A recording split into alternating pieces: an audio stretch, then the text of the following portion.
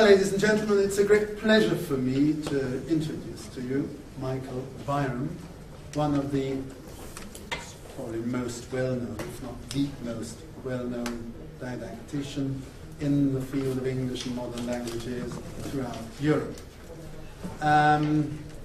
Michael Byram had already stated that he would be giving one of the keynote lectures within this conference. When I asked him, would he also be willing to just give a short presentation within this seminar, the topic, and since the topic of this seminar is bringing English to, bringing Europe to the language classroom, would he be willing to do something particularly fitted into this particular field? And this was a great experience for me because he immediately agreed to this idea, and so we have him here now. And I would thank you again, Michael, for being here and talking to us. You slightly changed the subject matter. You told me, and I think it was a good change actually, but I haven't jotted it down, so please explain it to the public. Thanks very much, and yes, thank you very much for the invitation. It is true that I've changed, I think, also the title actually, and certainly the focus on what I'm going to say, partly because I began to understand a bit more about this project after we'd had that initial contact, and partly because of the order in which this comes before the main talk tomorrow. That's also related to it. So, in fact, I shan't be saying very much about citizenship this afternoon. Those people who've read the abstract and feel disappointed are free to go with no hard feelings on either side. I hope you won't feel that you've been shortchanged. But the title of bringing Europe to the language classroom took me back to something which I've looked at again and again over the last 10 years or more.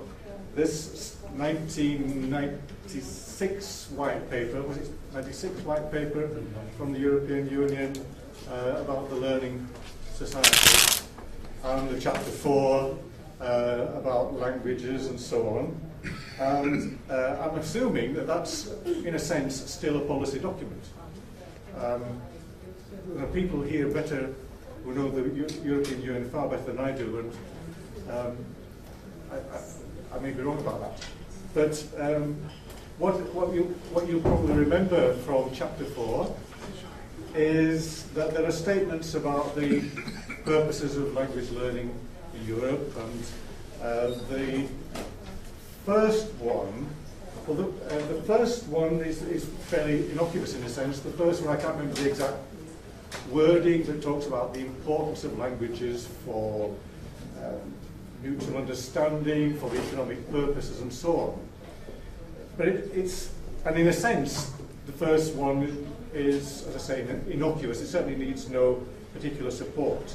And there's plenty of evidence around us, as it were, that the need for languages in an economic sense or in terms of mutual communication is obvious enough. But it's the second one, the second statement, which is particularly interesting for me this afternoon anyway.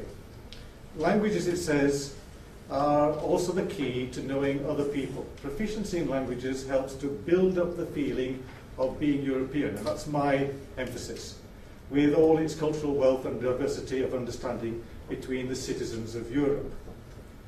Now, what build up the feeling of being European means, but my interpretation of that is that it's a statement about cause and effect. The cause that being proficient in languages, and we know that that means 1 + 2 or more, being proficient in languages, and we also know that probably we're talking about B2 or whatever, is causing or will cause a sense of being or feeling, a feeling of being European, I should say. Not a sense, but a feeling of being European. It's a highly unscientific statement, obviously. It's also a highly political statement. It's, if you like, it's a political theory rather than a scientific theory. But it does make, in a sense, an implicit scientific claim of cause and effect. And the question for me is there any evidence of that in the scientific world? Earlier this afternoon, someone was talking about the bilingual schools in Saxon, and there's some kind of, if you like, building up of evidence, but I don't think there was any kind of sense of scientific evidence, of, if you like, hard evidence, by which I don't mean necessarily statistics, of course. So the question of whether learning languages has an effect on identity is what I'm interested in, because that's what the European Union, as it were, wants. David Block produced a book a couple of years ago, which is basically a survey of research on the effect of language learning on identity. And in the chapter where he deals, because he deals with all kinds of language learning and its effect on identity, or potential effect on identity, and in the chapter where he deals with the foreign language classroom and the potential effect of learning languages in the foreign language classroom, he says the little evidence there is, and there isn't very much that he can survey, suggests strongly that there is no effect on people's identities. We'll come back to the concept of identity later. However, on the other hand, I have heard increasingly, and particularly recently when I spent some time in China, but elsewhere as well, teachers expressing a fear about how language learning, and that usually of course means English, how language learning may have an effect upon learners' identities, in particular their national identity. So for example, in Xinjiang, not so many weeks ago, in the northwest of China, one teacher said to me, yes, but we're teaching them English and they're going to lose their Confucian identity. So, and I've heard that kind of thing on a number of occasions in China and in other countries. So there is and particularly also, although a longer time ago, in the Gulf countries as well, this fear of English and its effect upon identity, and national identity is usually what they have in mind. And indeed, one can also look at, it's not my point this afternoon, but one could look in more detail at the policy statements that countries make about why they are teaching particularly English again. And if one looks in Japan, there's a very clear debate, and I'll come back to the debate later, but there's a very clear debate going on.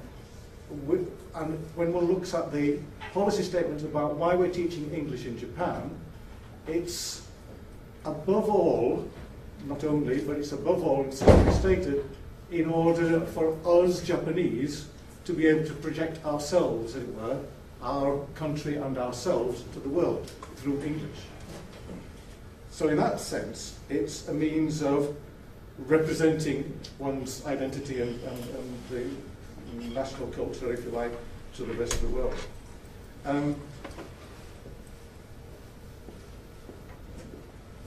David Block does not make a distinction. He doesn't really deal with, as far as I remember, the question of the other kind of foreign language classroom, not the, as it were, three times a week foreign language classroom, but the immersion programs that exist and have existed in Canada and Wales and wherever else in the world, United States. He doesn't actually deal with that. And I don't know, and maybe people here know, whether there's any research which would indicate whether being in an immersion program, and maybe the bilingual, binational programs are a kind of immersion, whether that has an effect upon identity or identification with a nation or some ethnic group. but that question is something which came up in Japan, partly for the reason that there's this general debate going on there. I just apologise for those who survive and come to my session tomorrow, that the next slide you will also see again tomorrow. I need to show it to more people. But it's interesting to look at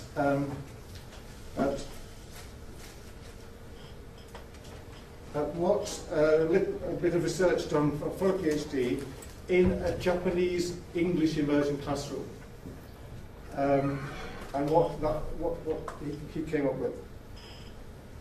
He was talking with parents, and as I said, there's a debate been going on for the last few years in Japan about whether they should teach English in the primary school or elementary school, because of this fear that it will have a negative effect upon identification with Japan.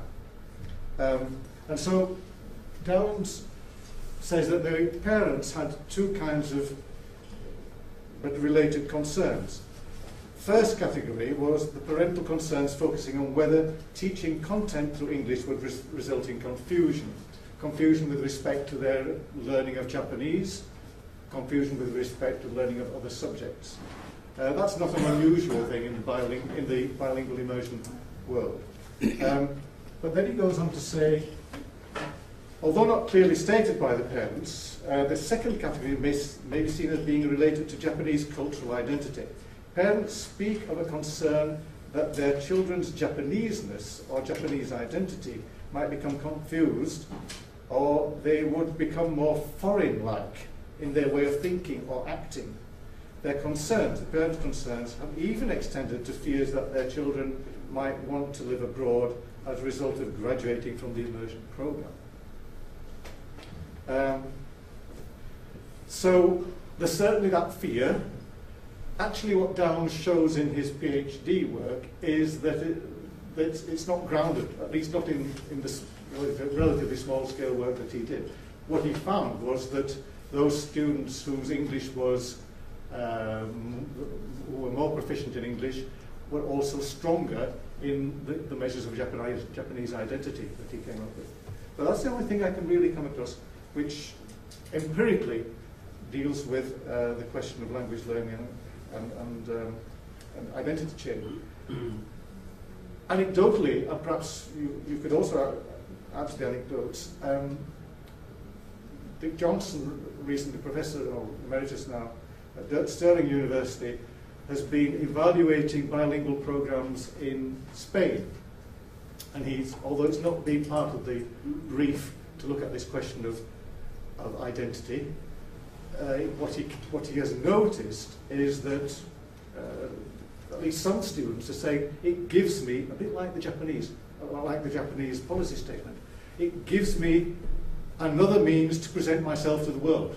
My Spanishness, my Spanish identity, culture, or call it what you will. But that's just in conversation with some students that he's come across that, which he passed on to me recently. David Bloch says that, therefore, there isn't a lot of evidence that learning a foreign language in any type of classroom is having an effect upon identity. And certainly what evidence there is not saying that it will undermine national identity. It's a phrase I'm avoiding really, but I have to use it, national identity, or Confucian identity. The little that there is rather the opposite, that it will confirm people in their national identity, but it's a very small amount. What I want, and in a way, what I'm saying in all of this is there's clearly a need for empirical research. Not easy to do, an awful lot of variables concerned here, but maybe the sort of thing that could be done in where you've got a kind of natural experiment of a bilingual school or bilingual binational school, and then maybe down the road an ordinary school. But there's a potential for a kind of natural experiment to be looked at in more detail. So there is little possibility at the moment, I think, of confirming or disconfirming the theory that language learning builds up a feeling of being European. So there's no erklären possibility. There is a verstehen possibility. There is some possibility from a methodological point of view of an interpretative approach to research. And what I've got is some material, some data from interviews with language learners of a very high proficiency, that is, university second and third year students. And the one in question, which I'm going to show you, is a young woman who was studying French at degree level in a British university, and like all students of French in British university, had to spend a year in a French-speaking country, in this case France. Most of them go to France, but not necessarily. It's an obligatory part of the course. And therefore, in a sense, it's still part of her language learning. So it's not in the classroom, but it's still part of her language learning course. And so I want to look at what we've got here, which sort of gives some indication of the relationship, as she sees it, between language learning in what's called in England the year abroad, in residence abroad. And this, this first quotation is from the interviews which took place after she returned from France. Not immediately, but a couple of weeks later. Well, let's just read it first of all. I would now say, I'm not sure now, but when I came back, so the interviews didn't take place immediately afterwards, but a couple of weeks or 3 or 4 weeks later. I would say I was European rather than English. I would love to be French, but you can't. I can never be French because you have to be born French. I could be a European. I couldn't be French though. There's no way you can become French, but you'll never be French unless you're actually born French. A lot of repetition, because this is a conversation, obviously. It's being tidied up a little, but not a lot. So she has a theory. She has a theory. The European Union has a theory that language learning will make you a European. She has a theory. She has a theory, not that learning French will make you French, because you can't. It doesn't. You've got to be born French. She has a theory of ethnicity. She didn't call it that, but that's what I call it. She has a theory of ethnicity, and she goes on to have, part of her theory is related to the way in which one presents oneself. I've completely changed appearance, she says, later in the interview. Physical appearance. I've grown my hair in the idea of becoming chic and French-like. I've changed my style of dressing because becoming much more conscious of what I'm wearing rather than just putting something on in the morning. Tells you something about English students, isn't it? But that's all obviously an influence of being in France, because they do have this idea, you know. They are very conscious of what they're wearing and how they look. So I mean, I have changed physically an awful lot. And people didn't recognize me when I came back. People just walked straight past. So she has a theory that identity is something also which is presented. You can present an identity through the way that you do your hair, dress, etc., etc. And that therefore, if you like, her theory is that physical appearance is a means of constructing a social identity. She doesn't know the word social identity, and I'll come back to that. But that's basically what it seems to me is her theory. But it's interesting that she has a different theory, if I can go back. She has a different theory about European. She says you can't be French because you've got to be born French, but you can be European. And, well, in that quotation, she just posits it as a possibility. But it's clear from that quotation, even just from that little extract, that being European is something different from a national identity, from being French in this case, or English, as she will say. So what does she mean? Well, I don't know, because we didn't pursue it in great detail at that point. but it certainly implies that there's something else. It's not an ethnic identity. It's something different from a national identity. And maybe it can be affected by your residence abroad and your being a language learner in some part of Europe. I interviewed her, I think it was me, 10 years later. It was sometimes difficult to find them again, but it was interesting. And 10 years later, the majority of the group were about, I think we were about originally 20, and we managed to find 14 or so, or 12 or 14, I can't remember. And the majority of the group were, you'll not be surprised to know, women. And some of them, you'll not be surprised to know, by the age of 30, had a child. So sometimes some of my interviews took place while the children were there, and the child was sitting on her knee, or not on my knee on that occasion. But and in her case, this became crucial, as you'll see. Because 10 years later, she was working in Brussels. She was working as an office manager for an international firm of lawyers. Many of them Americans, it seems, but it was an international firm. And she was, I think, from what I gathered, quite an effective, was certainly doing well at her job. But at that point, she's got her child. Oh, sorry. Go to the next one. And she's talking about being Belgian or not.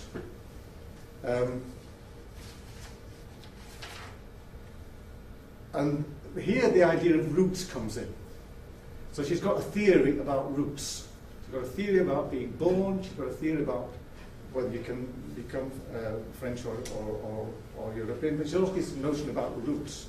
I haven't really got roots on that side, but I'm putting down roots in that way by learning through them, that is her parents-in-law. And I would like her daughter, who was, I think at the time, less than a year old, as well to learn from them, that is her parents as well. And she goes on to say, I keep forgetting about this. I will always not be German, interesting phrase, Belgian rather. I will always not be Belgian, I will always be English. But then there are so many other people who are in the same situation in Brussels, it's not a gaping difference. So again, there's something different for her between being English, French, whatever, Belgian, and this other thing. Because this other thing, I'm jumping ahead. Let me just keep on with what she sees as being English in 10 years later. So she said, I will always be English. Not that I have any great sort of sense of national pride or anything like that. I like coming back, and we joined the National Trust this Easter. That's well, you probably know, we're not going to go into it, but it's an association which maintains British heritage, I suppose. I think that's important for my daughter. I really want to do as much as possible to make her know, to have her learn her British side of her nationality, so that her roots, there's the word again, are there as well. And then there's what I would contrast is her notion of roots for herself and her use of the word of roots for her daughter, but then she goes on, it's obviously going to be different for daughter. She's never going to be English, and she's never really going to be wholly Belgian.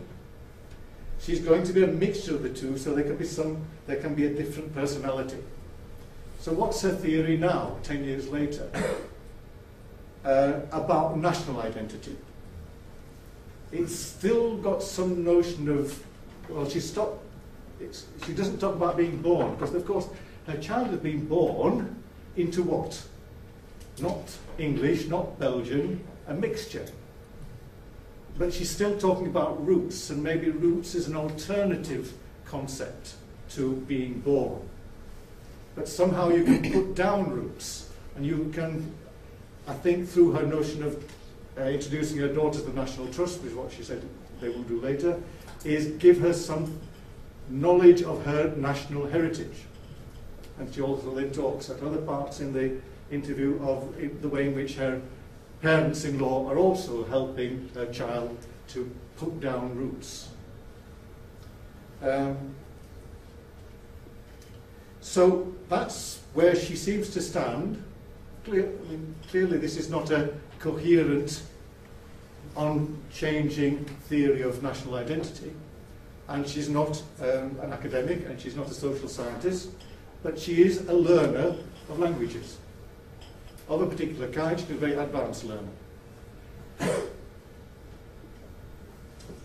Now we're about European. I've jumped ahead a little bit. Now I come to the European. So this is again 10 years later. Being in Brussels, being an office manager in an international company. You don't get so centered on the idea of being European. Not particularly. Obviously I am, and that's why I can work easily in Brussels and travel around very freely. I think being European is almost not negative, but you lose the differences. And I think what is important about Europe is that there are all these different nationalities and different languages and different cultures. If you all become one mishmash of something European, what does it mean?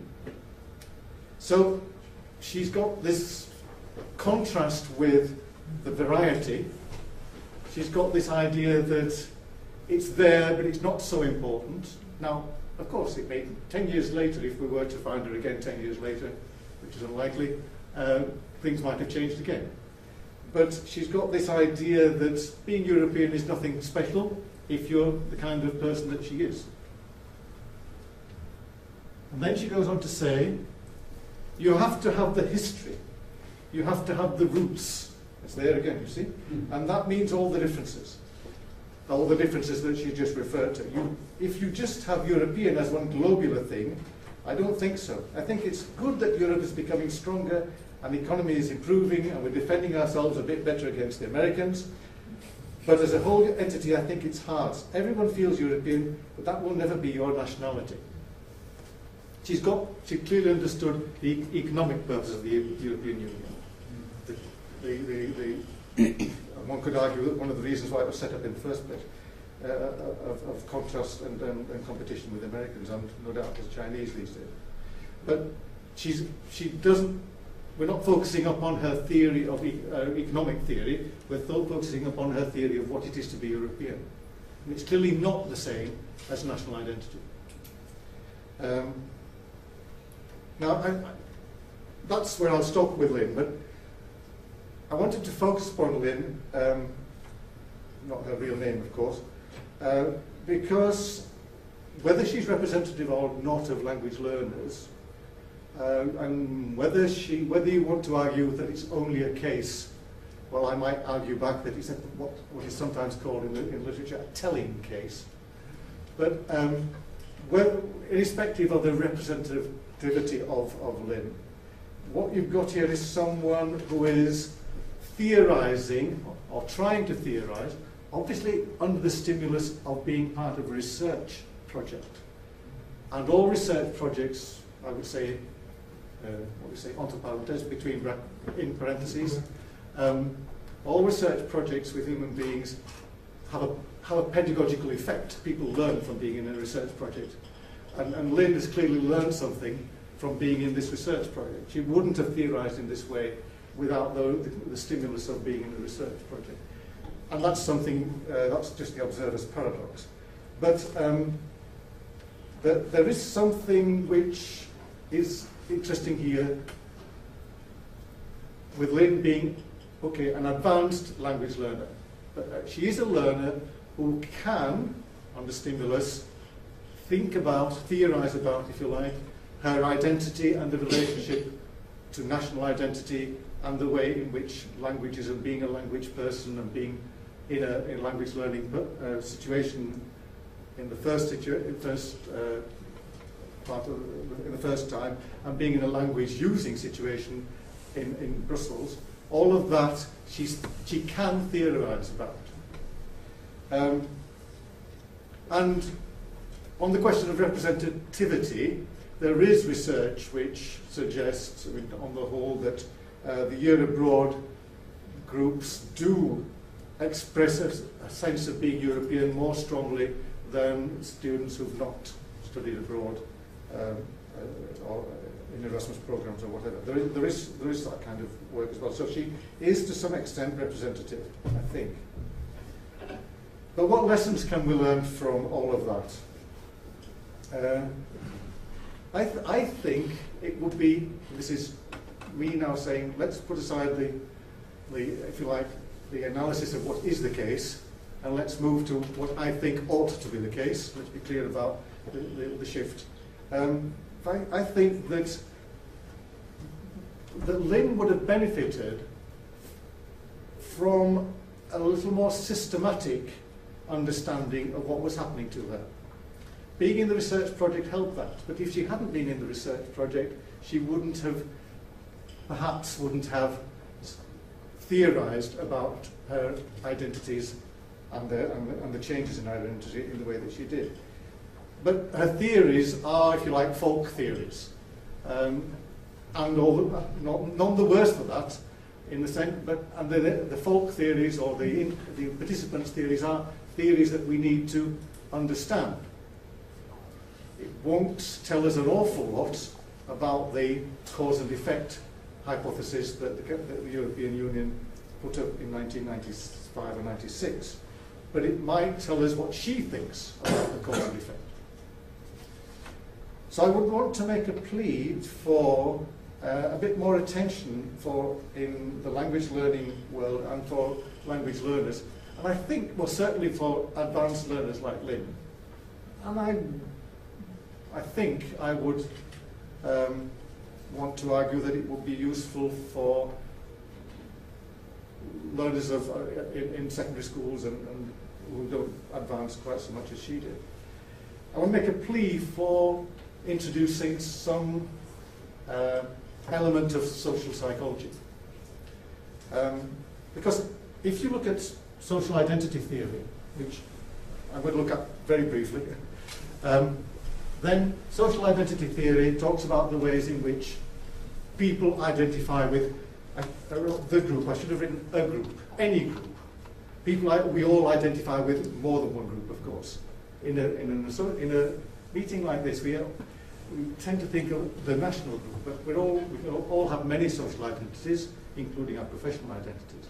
So social identity theory talks about how we identify with and the identification process with a group, whether it's your local football club or whether it's your professional identity or whether it's your national identity. And social identity theory talks about how our identification with a group is not something which depends only upon us, but is dependent upon how other people see us. And thirdly, social identity theory talks about the importance in this process of comparison and contrast. One becomes aware of national identity. I think most people become aware of their national identity only when they go somewhere else. Or perhaps when they're told by incomers that, oh, you're English, or you're German, or you're doing things the German way, whatever. But other kinds of identities is the same thing. You only become aware of your identity as a supporter of Sunderland Football Club if and when you have a match against Newcastle Football Club. The comparison and contrast is part of the process of identification. And fourthly, this theory talks about the significance of the status of the group for the individual and one's self-esteem, if you want to use that phrase. The ways in which high-status groups give stronger self-esteem than low-status groups to their members. Typically, that kind of work has been done with ethnic minorities. And such theory also talks about the ways in which people can pass from one social group to another, can pass from, well, let me give you an example from my history, from being a member of the German minority in Denmark to being a member of the Danish majority. They can pass not in all cases, but they can, in that case, pass. And if someone in the German minority feels that they don't want to be, or that they feel they have a sense of low esteem because they're in a German minority in Denmark, they may do, they may not. But if they do, then they can pass into, I use that word in a technical sense, into, in that case, another ethnic group or another ethnic stroke national group. So social identity theory talks about passing as well as status. And social identity theory talks about the whole process of competition among groups, whether it's, as I said, football groups or national groups and nation states. Now, if we think about Lynn, she is, in her way, able to talk in her way about the first 3 points, I think, about how she identifies with or not, and how other people identify her as or not, and how she can manipulate, as it were, she can use her appearance to present her social identity. What she doesn't in the extract I've given you or anywhere else theorize about are points 4 and 5. She doesn't understand. It may simply not have come up for her, didn't come up in the interviews. But certainly I don't think she knows how to theorize about how the status of one's group has an impact upon one's own status of self-esteem. And for Lynn, that probably wasn't an issue. But for some people in low status groups, that is a big issue. And knowing something about what's happening to you, knowing and not just experiencing, is, I believe, very important. And similar, the whole question of how groups interact and compete is very important in understanding what's happening to oneself as a member of a group, whether it's an ethnic group or not. And so my plea is really that, and I've made the same plea in ethnic minority schools, that this should be, in a sense, at the right level, in the right way, a part of the curriculum. Now, you might say, well, it's not my job as a language teacher. Well, we can discuss that. But certainly somebody ought to be doing it. And if the language teacher is preparing people for interaction with people of other groups, other language groups, then surely the language teacher has a certain responsibility here. I'm not sure how I'm doing for time here, really. Because then that also raises yet another theoretical issue about another kind of aspect of social psychology theory, which I will mention briefly, and that is the whole question of prejudice. Because once you get into the discussion about competition among groups, and how groups compete inevitably, at least it seems to be inevitably, then of course one gets into the whole question of prejudice. And not Lynn, because she's in a high status group, high status profession, etc., etc. I don't think Lynn ever suffered prejudice. But other people in our classrooms do, we know. And so I think one of the things that, if you like, leads on from a discussion of social identity theory of social groups is the notion of prejudice. There's the classic definition by Allport: an avertive or hostile attitude towards a person who belongs to a group simply because he belongs to that group, he or she, of course, these days, and is therefore presumed to have the objectionable qualities ascribed to the group. That's in the classic definitions. And since we know that prejudice exists, that some of our students, and maybe even, I said Lynn, I don't think Lynn mentioned it, but some of the students in our group who, when they went to France, or indeed the parallel group that we interviewed coming to England, French students of English coming to England, they did suffer prejudice as foreigners. This is a few years, this is not new material, I have to say. But they did suffer prejudice. And they did suffer categorization. I remember one young woman saying, oh yes, they always saw me as la petite anglaise. And she never managed to get beyond that categorization. And so there are also other things. So I'm not saying, I mean, even these people could suffer prejudice and hostility, or miscategorization at the very least. And so I would make a plea that there be more thinking about the whole question of theory of prejudice and how that can be overcome. The classic notion is the so-called contact hypothesis. You bring people together and they'll learn to like each other. That's classically also not the case. That's been well shown. And so there are certain conditions for success, bringing people together. What we heard earlier today with respect to e-twinning was people being put together through the internet.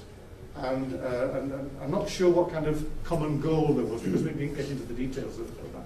But surely today there's plenty of opportunities for us as language teachers to set up projects where those conditions can be met.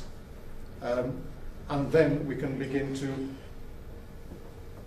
put people in a position of working together and reducing both positive and negative prejudice. I should have pointed out, prejudice can be both positive and negative, and both are unhelpful. So I'm not just thinking of negative prejudice, but a better understanding on both sides. So e-twinning and such like things are a possible way forward for this.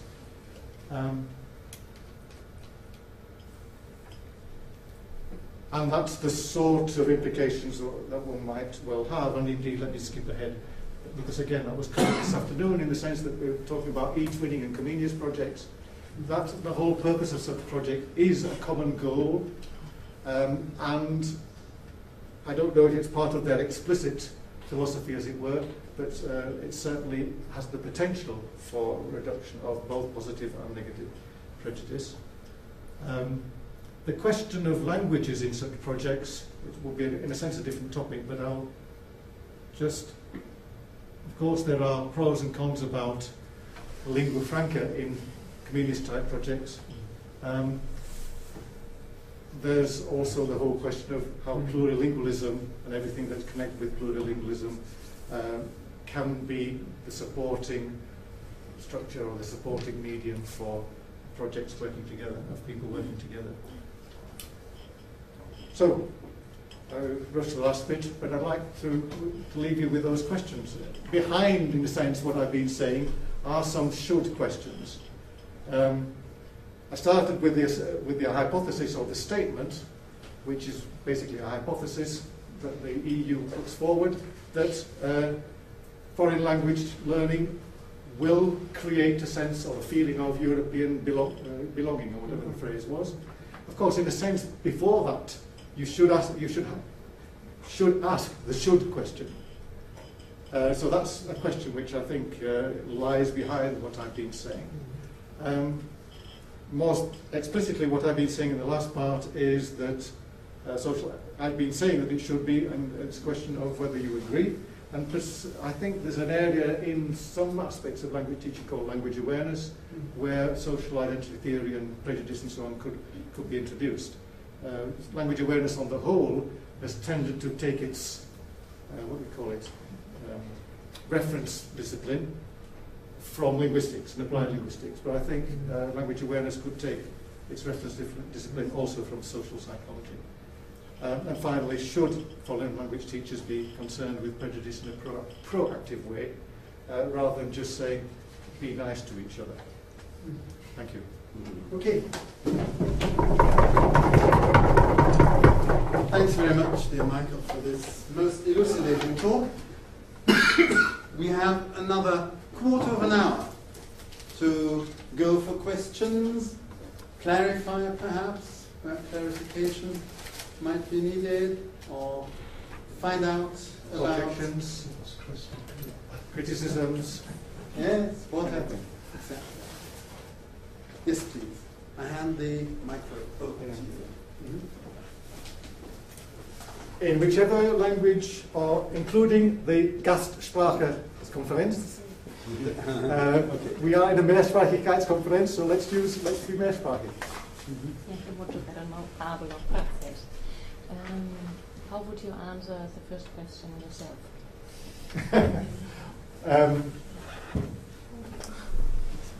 Well, I didn't really want to answer that question.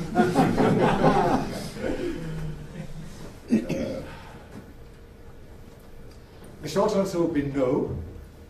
The longer answer would be because Europe isn't enough.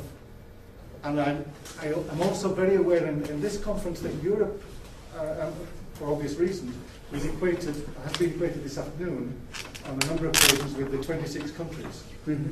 There are 47 in the Council of Europe. And Europe is not enough even if there are 47. Mm-hmm. But then that raises a question of whether anything like an international identity is possible. Mm-hmm. Because of what I said about social identity, I mean, the consequence of what I'm saying is Europe is not enough, therefore European identity is too narrow. What's the next stage? Some kind of global identity, if people talk about global citizenship and so on. I think there's a lot of hard thinking needs to be done about that too. So I really don't want to answer the question. Yes, identity. But you can answer your own question if you wish. Others may want to. Yeah. Thanks, Michael. Just a comment towards what you just said, because some years ago I saw a program in the UK reflecting on national identity and asked different people for their English or British identity, and one of the more right-wing nationalists said, with regards to immigrants, fine, let them have the British passport, but they'll never be English. And I thought, that's interesting. So I agree with you, if we now go on the European level, yeah, fine, we all have a European identity then, but it will not help us, because we will always fall back exclusively on our national identities and use that as central. Well, and in the UK, it's, and some other countries, but the UK, you've just done it yourself, you've shown it yourself, that there's such a lot of confusion about Britishness and Englishness and Scottishness. I mean, I can do my usual trick at this. I bring out my passport, and the authorities don't know what I am, because they say nationality, I'm in French nationality, answer British citizen. That's not a nationality. But you are a loyal subject to Her Britannic Majesty. No, I'm not. I'm a no, I'm not. Actually, I'd like to come back to your initial question about research in this field. Yeah. Hasn't there been, and I ask you the question now, hasn't there been some research in the field of Yiddish and language loyalty in Joshua Fishman in the olden days regarding the speaking of Yiddish by Jewish immigrants in the United States and their changeover linguistically and identity-wise to Americanness? Yes. I think that we will have to reread this, actually. Yes. Well, there's certainly lots of research, and I don't know it all by any means, on the relationship between language and identity. Yeah. But on the specific question of whether language, let's put it crudely, foreign language learning creates or causes a change in identity. Yeah. Okay. Thanks very much for being here, and thank you, Michael.